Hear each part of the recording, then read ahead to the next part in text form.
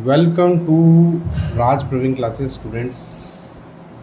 तो आज का हमारा विषय रहेगा class 10th NCERT chapter number 8 त्रिकोणमिति का परिचय और इंग्लिश मीडियम वाले बच्चों के लिए इंट्रोडक्शन टू ट्रिग्नोमेट्री। तो डियर स्टूडेंट्स, आज हमारे पास ट्रिग्नोमेट्री में टोटल 4 टॉपिक्स हैं, जो कि है त्रिकोणमिति अनुपात और ट्रिग्नोमेट्री रेशियो।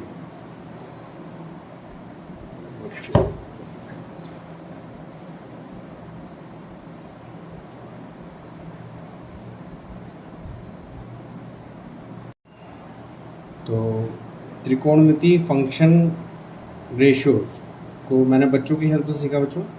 उसमें हम लोग कैसे याद रखेंगे, लाल कक्का। और इंग्लिश मीडियम में अगर बच्चे याद करना है तो पंडित बद्री प्रसाद हर हर भोले।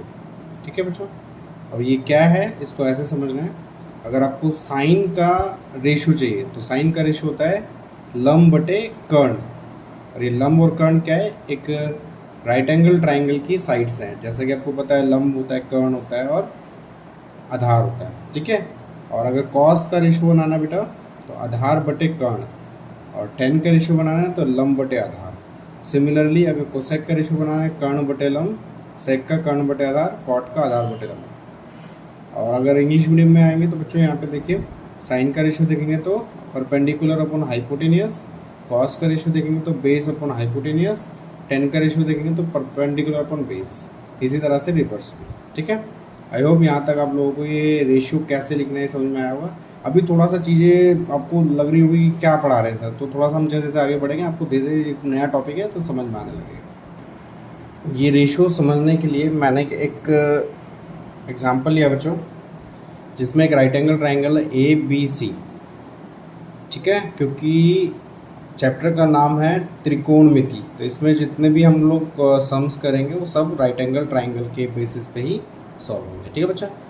अभी देखो, ट्राइंगल एक हमारे पास है ABC, और इसमें लंब अपना 3 है, बेस अपना 4 है और कर्ण अपना 5 है। परपेंडिकुलर अपना 3 है, बेस अपना 4 है, हाइपोटेन्यूज अपना 5 है। अगर ये तीनों साइड आपको पता है तो आप ये सारे रेशियोज को आसानी से लिख सकते हैं। मान लीजिए कोई आपसे इस ट्राइंगल के बेसिस पे पूछे कि बताइए बच्चों, साइन, ये फंक्शन हो गया, इसके जगह एक एंगल दे दीजिए थीटा। ठीक है, साइन थीटा की वैल्यू बताइए। तो साइन थीटा इधर देखिए रेशियो में लंब बटे कर्ण होता है, लंब बटे कर्ण होता है। और अगर इंग्लिश मीडियम में देखना चाहेंगे बेटा तो ये परपेंडिकुलर अपॉन हाइपोटेन्यूज होगा। अब इस रेशियो को आप लोग कैसे निकलेंगे, परपेंडिकुलर हमारे पास 3 है तो ये आ गया हमारे पास 3, और हाइपोटेन्यूज हमारे पास 5 है तो ये आ गया हमारे पास 5। तो इस ट्राइंगल के बेसिस पे ये हमारा एक रेशियो मिल गया साइन थीटा का। ठीक है। सिमिलरली अगर मैं टेन थीटा के ऊपर जाऊँ, टेन थीटा का रेशियो क्या निकलेगा, तो टेन थीटा का फार्मूला अपने पास है लंब बटे आधार। तो लंब बटे आधार, तो बच्चों ये हो जाएगा, लंब हमारे पास हो गया 3 और आधार हमारे पास हो गया 4। तो टेन थीटा का जो रेशियो आया वो आया 3/4। सिमिलरली बाकी रेशियोज भी हम लिख पाएंगे। तो आशा करता हूँ इतना आपको समझ में आया होगा, और बाकी एक एग्जांपल लेके हम लोग और इसको, उस कॉन्सेप्ट को क्लियर करने की कोशिश करते हैं। ठीक है। अब इसमें एक चीज़ और है बच्चों, जैसे कि एक राइट एंगल ट्राइंगल है, तो यहाँ पे कहीं पे भी एंगल की डेफिनेशन नहीं दी है मैंने, यहाँ पे थीटा लिख दिया सिर्फ। थीटा मीन्स कुछ भी हो सकता है, कोई एक वैल्यू हो सकती है एंगल की। लेकिन अगर कोई आपको डिफाइन कर दे कि एंगल C है या एंगल A है, तो उसका हमारे ट्राइंगल पे, राइट एंगल ट्राइंगल पे क्या इफेक्ट पड़ेगा, वो कॉन्सेप्ट भी आपको समझना बहुत ज़रूरी है। यहाँ पे मैंने एक एग्जांपल लिया जिसमें एक राइट एंगल ट्राइंगल है ABC। ठीक है। इसमें लेकिन इसमें एक ये साइड AB 3 है, BC साइड 4 है। ठीक है। और AC अपने को पता नहीं है, और इस ट्राइंगल के बेसिस पे अपने को साइन A tan A की वैल्यू फाइंड आउट करना। तो अब बच्चों को ये तो सब पता ही होगा अच्छे से कि कि अगर राइट एंगल ट्राइंगल आपके पास अवेलेबल है और उसकी कोई सी दो साइड दे रखी है और तीसरी साइड पूछी जाए तो हम लोग वो फाइंड आउट कर सकते हैं। अब वो फाइंड करने के लिए हमें एक थ्योरम की हेल्प लेनी पड़ती है, उसका नाम है पाइथागोरस थ्योरम। तो हम ये पहले तो देखिए, कोई भी रेशियो निकालना है तो उस राइट एंगल ट्राइंगल में तीनों साइड अपने को पता होनी चाहिए, ठीक है। उसके बाद हम उस रेशियो को आसानी से निकाल सकते हैं। तो इसीलिए पहले हाइपोटेन्यूज का या फिर कर्ण इसका निकाल लेते हैं। तो पाइथागोरस थ्योरम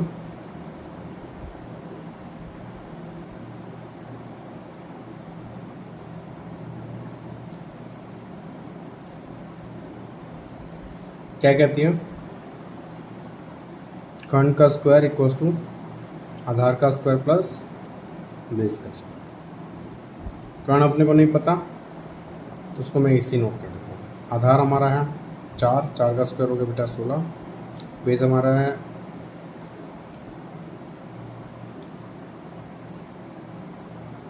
लंब हमारा है 3, 3 का स्क्वायर हो गया 9, ठीक है। ये हो गया बेटा 25 और ये हमारा AC का स्क्वायर। तो AC अपने को चाहिए तो AC हो गया अंडर रूट में 25 और इसकी वैल्यू आएगी +- 5। तो हम पॉजिटिव टर्म लेके चलते हैं तो यहाँ पे एक वैल्यू आ गई हमारी 5। अब अपने को रेशियो निकालना है, ठीक है बेटा। पहला रेशियो है हमारे पास साइन A। अब देखो यहाँ पे फंक्शन तो आपके पास साइन है और एंगल उसने डिफाइन कर दिया A। अब इसका मीनिंग क्या है बेटा? यानी कि ये एंगल A, ये है एंगल। तो एंगल के ठीक सामने ध्यान रखना, ये ही मेन कॉन्सेप्ट है। एंगल के ठीक सामने हमेशा ध्यान रखना परपेंडिकुलर होगा, ठीक है, या फिर लंब होगा ठीक सामने। बाकी जो बचा अब आप समझ ही जाएंगे, ये आधार हो गया अपना और ये हो गया हमारा कर्ण, ठीक है। अब अपने को सिर्फ रेशियो पता होना चाहिए। अब हमें सिर्फ इम्पोर्टेंट है कि आपको ध्यान रखना है कि यहाँ पे एंगल क्या है। अगर एंगल A है तो ये लंब है और एंगल C है तो ये लंब है। ये यहाँ तो एंगल देगा नहीं क्योंकि तो 90 ऑलवेज फिक्स है, इसके सामने हमेशा कर्ण होगा। अब एंगल होगा तो यहाँ होगा, ये यहाँ होगा, तो उसी हिसाब से लंब या तो यहाँ होगा या यहाँ होगा। तो एंगल इंपॉर्टेंट है। अगर एंगल नहीं गिवन है तो इसे हम लंब मान लेंगे और इसको आधार मान लेंगे। लेकिन अगर एंगल मेंशन किया है, अगर एंगल बच्चों मेंशन किया है तो उसी के अकॉर्डिंग हम लोग वैल्यू को शिफ्ट करेंगे। जैसे साइन का फॉर्मूला होता है लंब बटे कर्ण और परपेंडिकुलर अपॉन हाइपोटेन्यूज। अब देखेंगे इसमें वैल्यू शिफ्ट करनी है। लंब कितना बच्चों? लंब हमारे पास 4 है। देखो बच्चे यहाँ गलती कर देते 3 लिख देते, लेकिन लंब हमारे पास 4 है एंगल के अकॉर्डिंग, एंगल यहाँ मेंशन है। और कर्ण हमारे पास है 5, ठीक। सिमिलरली सेकंड जो एग्जाम वैल्यू निकालनी है हमें, वो निकालनी है tan A की। tan होता है हमारे पास आधार बटे लंब बटे आधार, सॉरी लंब बटे आधार। तो अब लंब क्या है यहाँ पे? लंब है 4 और आधार क्या बच्चों? आधार है 3। तो स्टूडेंट नेक्स्ट टॉपिक जो हमारे पास रहेगा वो रहेगा कुछ विशिष्ट कोणों के त्रिकोणमितीय अनुपात, ठीक है। Trigonometric ratio of some specific angles. यहाँ पे हम लोग क्या करेंगे बच्चों? कुछ पर्टिकुलर एंगल्स के ट्रिग्नोमेट्रिक रेशियो की वैल्यू फाइंड करेंगे, ठीक है। एंगल जैसे कि हम सबको पता है बेटा, एंगल हमारा 0 डिग्री से लेके 360 डिग्री तक होता है, ठीक है। लेकिन हमें यहाँ पे सिर्फ ये 5 एंगल ही पढ़ने हैं। वैल्यू सारे एंगलों की निकलती है, लेकिन अपने को सिर्फ ये 5 एंगल ही समझने हैं, ठीक है। इन 6 फंक्शंस के लिए 6 फंक्शन याद रखने बच्चों, साइन, कॉस, टेन, कोसेक, सेक, कॉट, ठीक है। और एंगल हमें पढ़ने 0 degree, 30 degree, 45 degree, 60 degree, 90 degree, ठीक है बेटा। अब इसमें सबसे इंटरेस्टिंग चीज़ ये है, अगर आपको साइन के इन सारे एंगल्स पे वैल्यू पता है तो आप ये सारे रेशियो की वैल्यू निकाल सकते हो। कैसे निकाल सकते हो आज हम उसी को समझेंगे। जैसे मान लीजिए साइन की 0 डिग्री एंगल पे वैल्यू है 0 और साइन की 30 डिग्री एंगल पे वैल्यू है हाफ, साइन की 45 डिग्री पे वैल्यू है 1/√2, 60 पे √3/2 और साइन 90 पे होता है 1, ठीक है। अब अगर कॉस निकालना है तो कॉस निकालने के लिए वो कुछ नहीं करना है, ये टर्म को रिवर्स करके लिखना है, ठीक है। तो ये हो जाएगा बेटा √3/2 1/√2 1/2 और 0। ठीक है बच्चों, समझ में आया होगा यहाँ तक? ठीक है, अब 10 निकालना है। अब 10 निकालने के लिए बच्चों हमें थोड़ा सा क्या ध्यान रखना है, 10 की वैल्यू क्या होती है? 10 होता है साइन और कॉस को डिवाइड करने पे। ठीक है, मतलब 10 means sign divided by cos. तो अब ये टर्म्स को आप डिवाइड कर दीजिए तो 10 की वैल्यू निकल के आ जाएगी। जैसे कि 0 को 1 से डिवाइड किया बेटा तो आंसर आया 0। ठीक है, 1/2 को √3/2 से डिवाइड किया अगर आपने तो आंसर आया 1/√3। अब देखो सेम टर्म है तो आंसर आएगा 1। यहाँ पे अगर डिवाइड करोगे तो आंसर आएगा √3 और यहाँ पे अगर डिवाइड करोगे तो आंसर आएगा इन्फिनिटी। अब ये नया टर्म कहाँ से आया? एक चीज़ ध्यान रखनी है बच्चों, अब किसी भी टर्म को, किसी भी मैथ में टर्म को अगर 0 से डिवाइड करते हैं तो उसकी जो वैल्यू आती है वो हमेशा इन्फिनिटी होती है। इसका मीनिंग है नॉट डिफाइंड, अपरिभाषित, जिसका मैथ में कोई डेफिनेशन ना हो। तो मैथ कहता है कि कभी भी किसी भी टर्म को हम 0 से डिवाइड नहीं कर सकते। ठीक है, कैलकुलेटर में भी बच्चे चेक कर सकते हैं, ये वैल्यू निकल के नहीं आती है। ठीक है, अब कॉसेक क्या होता है? कॉसेक की टर्म निकालनी है बेटा तो साइन की टर्म का रेसिप्रोकल होता है कॉसेक। तो साइन जितने भी उनका रेसिप्रोकल कर दीजिए। रेसिप्रोकल मतलब उनको उल्टा कर दीजिए। मतलब यहाँ पे अगर 0/1 है तो ये हो जाएगा 1/0। 1/0 हमारा होता है इन्फिनिटी। ठीक है बेटा, ये 1/2 है, ये हो जाएगा सिर्फ 2/1 यानी कि 2। ये 1/√2 है तो इसको लिख देंगे √2। ये हो जाएगा 2/√3 और ये हो जाएगा 1 का उल्टा 1। ठीक है बेटा, अब सेक क्या होता है? कॉस का रेसिप्रोकल। अब कॉस की जो टर्म्स है उनको उल्टा करके लिख दीजिए। 1 का उल्टा 1, इसका 2/√3, इसका √2, इसका 2 और इसको उल्टा करोगे तो 0/1 और 1/0 हो जाएगा, हो गया इन्फिनिटी। ठीक है बेटा, अब कॉट क्या होता है? कॉट होता है 10 का उल्टा। और 10 क्या है? ये रहा, तो ये हो गया बेटा इन्फिनिटी उल्टा। यहाँ पे आ गया सिर्फ √3, यहाँ पे 1 का उल्टा 1 हो गया बेटा, 1 और √3/1 का उल्टा हो गया 1/√3। ठीक है बेटा, और इन्फिनिटी, अब सेम ये अगर इन्फिनिटी का उल्टा करोगे तो 0 आएगा। ये कैसे आया? देखो अभी सर ने बताया 1 अगर 0 है तो इन्फिनिटी।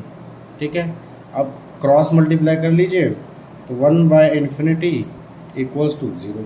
बस ध्यान रखना है आपको, सो ईजी। ठीक है, तो ये टेबल, ये एंगल्स आपको इतना ही लर्न करना है और बाकी एक से दो एग्जांपल देके हम लोग समझ लेते हैं कि ये टेबल हम लोग किस तरह से यूज़ करेंगे। ठीक है, मैंने ये टेबल याद करना और टेबल के लिए आपको सिर्फ साइन थीटा याद रखना है। साइन थीटा की वैल्यू 0 पे 0, 30 पे 1/2, 45 पे 1/√2, 60 पे √3/2, 90 पे 1। कॉस निकालना तो ये सारी वैल्यू को उल्टा के इधर लिख दीजिए इस तरह से। 10 निकालना इन दोनों को डिवाइड करके लिख दीजिए। कॉसेक निकालना है कॉस साइन का उल्टा, सेक निकालना है कॉस का उल्टा, कॉट निकालना है टैन का उल्टा। ठीक है, इतना करना है और ये टेबल अपने को क्लियर हो जाएगी। एक दो बार टेबल बनाइए, प्रैक्टिस कीजिए, ये टेबल बहुत आसानी से याद हो जाएगी। ठीक है, ज़्यादा टफ नहीं है, ट्राई करेंगे तो आसानी से हो जाएगा। तो यहाँ पे मैंने 2 एग्जाम्पल लिए बच्चों समझने के लिए। साइन 30 मल्टीप्लाई बाय कॉस 45 और एक एग्जाम्पल है साइन 60 डिवाइडेड बाय कॉस 30। अब अपने को सिर्फ ये करना है, टेबल में से वैल्यूज़ उठानी है और यहाँ शिफ्ट करनी है। तो साइन 30 हमारे पास 1/2 मल्टीप्लाई बाय कॉस 45 1/√2। तो ये आंसर अपने पास आएगा बेटा 1/2। ठीक है बच्चों, समझ में आ गया होगा। अब यहाँ देखिए साइन 60 होता है हमारे पास √3/2 डिवाइडेड बाय कॉस 30। कॉस 30 कितना बेटा? सेम है √3/2।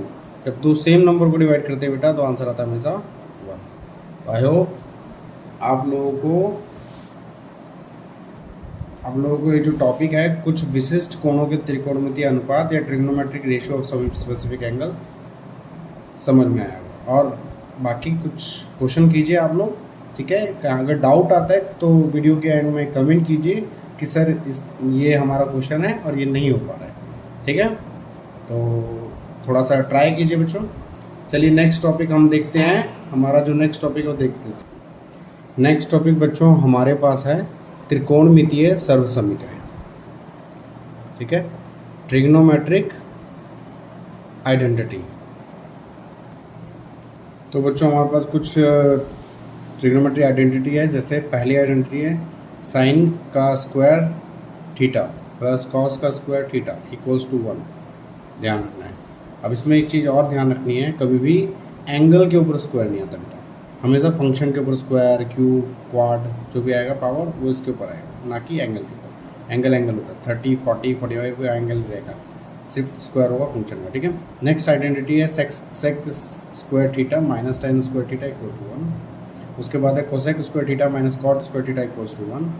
टेन थीटा का फॉर्मूला रहेगा, अभी भी हमने देखा था पीछे, साइन को कॉस से डिवाइड कर दीजिए, ठीक है। कॉट का ठीक उल्टा है, कॉस को साइन से डिवाइड कर दीजिए। कॉसेक क्या होता है बेटा, साइन का उल्टा होता है 1/sin।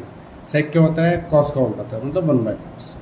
तो ये अपने पास आइडेंटिटी है बच्चों, और इन आइडेंटिटी के बेसिस पे हमारा ये एक्सरसाइज भी ये जो टॉपिक है ये ख़त्म होता है। तो आप कोशिश कीजिए, ठीक है, आप कोशिश कीजिए इन फॉर्मूलों की हेल्प से अपना सम सॉल्व करने की। अगर कहीं भी दिक्कत आती है बेटा तो प्लीज़ वीडियो के एंड में कमेंट कीजिए, ताकि मैं आपके प्रॉब्लम्स को सॉल्व कर सकूँ। और ये हमारा कॉन्सेप्ट जो है ट्रिग्नोमेट्रिक रेशियो वाला, ठीक है, इंट्रोडक्शन टू ट्रिग्नोमेट्रिक रेशियो या फिर त्रिकोणमितीय अनुपात से परिचय, ये तीनों कॉन्सेप्ट हमारे इस वीडियो के साथ क्लियर हो गए। तो हमारे चैनल राज प्रवीण क्लासेस से जुड़े रहने के लिए बहुत बहुत धन्यवाद। और अगर आप नए स्टूडेंट हैं तो वीडियो को एक बार शुरू से देखें, तभी ये चैप्टर आपको थोड़ा सा समझ में आएगा, ठीक है। और चैनल को लाइक करें, सब्सक्राइब करें, बेल आइकन को ज़रूर दबाएं, ठीक है। उसके अलावा अगर कुछ भी डाउट है बेटा इस टॉपिक से या किसी और टॉपिक के ऊपर डाउट है जो हमने वीडियोज़ अपलोड किए हैं, तो प्लीज़ कमेंट करें, ठीक है। और फ्यूचर में हमें किसी और नए कॉन्सेप्ट के ऊपर काम करना है तो वो भी आप मुझे कमेंट करके बताएं कि आपको नया टॉपिक किस पे चाहिए। हम YouTube के माध्यम से आपको कोशिश कर रहे हैं कि आसान भाषा में मैथ, साइंस 10th लेवल की समझा पाएँ, ठीक है। धन्यवाद विद्यार्थियों, ठीक है। आपका भविष्य अच्छा हो और राज प्रवीण क्लासेस को सपोर्ट जरूर करें।